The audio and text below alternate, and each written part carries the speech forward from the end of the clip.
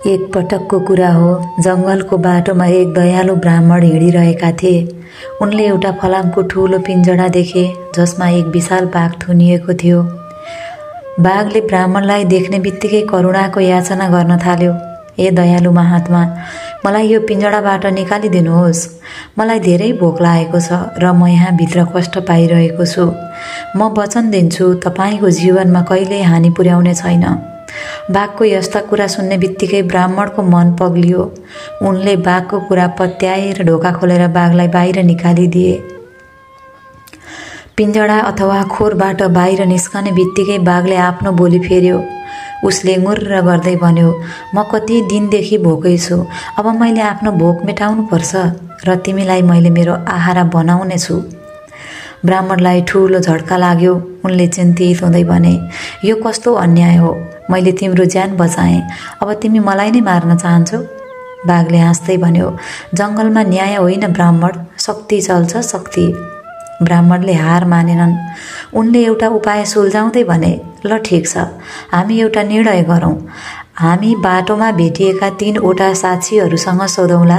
यदि उनीहरूले तिमीले मलाई खानु न्याय हो भन्छन् भने म खुसी साथ तयार हुनेछु। बाघ यस कुरामा सहमत भयो।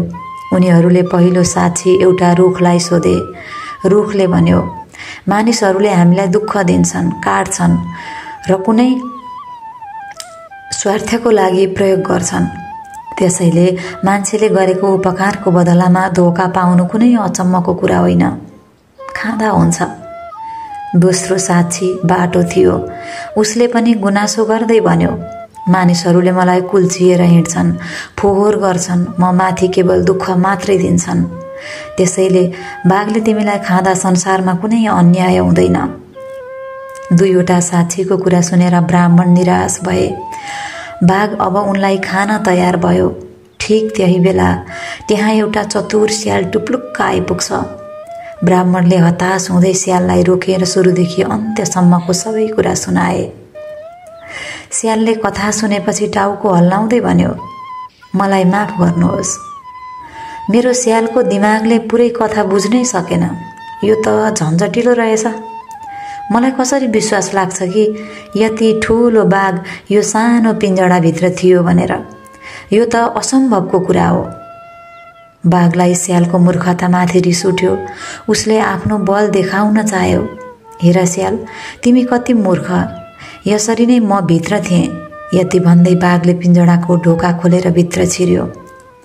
बाघ पुरै भित्र पसेर आफ्नो स्थान देखाउन लाग्दा चतुर स्यालले झट्टै पिञ्जडाको ढोका लगायो र बलियो गरी चुकुल बन्द गरिदियो।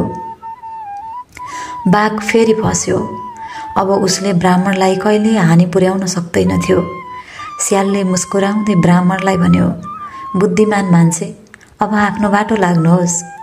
बलभन्दा बुद्धि सधैँ ठुलो हुन्छ र उपकारको बदलामा धोका दिनेलाई यही सजाय दिनुपर्छ। ब्राह्मणले स्याललाई धेरै धेरै धन्यवाद दिए र खुसी भएर आफ्नो घरतिर लागे। यसको शिक्षा के हो भने बलभन्दा बुद्धि ठुलो हुन्छ र हरेक समस्याको समाधानका लागि स्यालको जस्तो चतुर दिमाग लगाउनु आवश्यक छ। तपाईलाई यो कथा कस्तो लाग्यो? यहाँ एउटा मात्रै शिक्षा दिइएको छैन। ब्राह्मणको जस्तो मन पग्लिनु पनि कुनै ठाउँमा घातक बनिदिन्छ। जानी जानी बाघलाई बाहिर निकाल्नु चाहिने भन्दा बढी नै ब्राह्मणको मन पग्लिएको हो कि? त्यहाँबाट अर्को शिक्षा पाइन्छ, बाघले आफ्नो घमण्ड देखायो। म यहाँभित्र यसरी बसेको थिएँ, ल हेर। त्यो घमण्डले पनि कहिलेकाहीँ मान्छेलाई हानि पुर्याउँछ। त्यसै गरी स्यालले एकदमै बाठो बुद्धि लगायो। तपाईहरूले चाहिँ के सिक्नुभयो यस कथाबाट? अब स्याल जसरी चतुर बन्यो त्यसै गरी चतुर बन्ने पालो तपाईहरूको। यस्तै यस्तै प्रेरणादायी कथाहरू सुन्नको लागि मेरो च्यानललाई सब्स्क्राइब गर्नुपर्ने हुन्छ अनि बेल आइकनलाई पनि क्लिक गर्नुपर्ने हुन्छ। यति गरेपछि बन्नु भएन त चतुर? भिडियो मन पर्यो भने लाइक र कमेन्ट अनि सेयर गर्न नभुल्नुहोला। आजको लागि अर्को भिडियोमा भेट्ने बाचा गर्दै बिदा चाहन्छु। हस्त नमस्ते। अन्त्यमा ज्ञानदीप सधैँ बालिरहनुहोस् है।